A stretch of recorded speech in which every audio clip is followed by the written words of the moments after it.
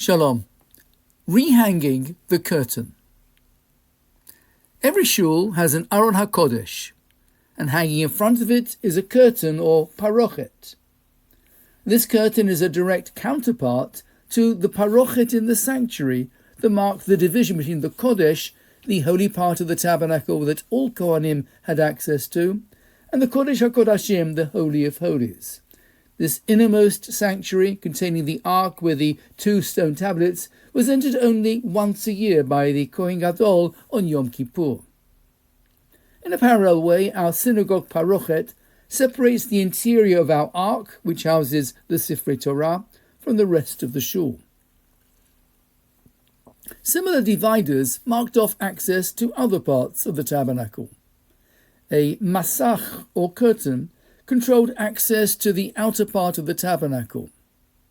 Inside the Holy of Holies, the 10 Commandments were not on display but were stored in the Aron. This too was covered by the Kaporet. The underlying theme here is that access is not automatic and unrestricted. Its appropriateness is challenged at every stage. We're familiar with being challenged with security checks as we enter important public buildings or travel facilities. We need to be satisfied that those entering are not going to be a risk to the physical security of others. Sadly, when it comes to online security, so many people, especially younger ones, have torn down the parochet. They publish personal information, images and videos that would have been unthinkable in an earlier era. Sadder still, this has led to a cascade of developmental, psychological and physical risks.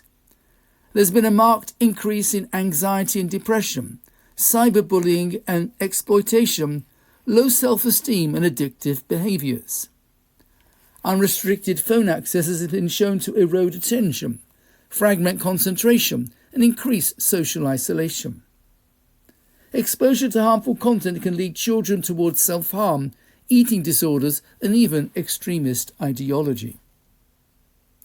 Professor Jonathan Haidt sounded the alarm in his book The Anxious Generation, arguing that we have conducted a vast social experiment on our children without adequate safeguards.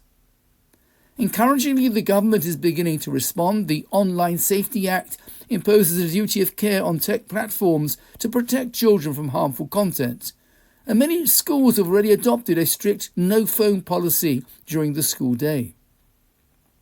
But legislation alone cannot restore the parochet. In the Mishkan, the curtains were not walls, they were checkpoints. They recognized that holiness requires boundaries and that not every space is to be entered by all at will. The parochet did not diminish the sanctity of the Holy of Holies, it preserved it. Our task as parents and as a community is not to reject technology, but to rebuild appropriate curtains, to ask what belongs in the public domain and what belongs in the private sphere, what is appropriate for a 10-year-old and what must wait, what strengthens the soul and what overwhelms it.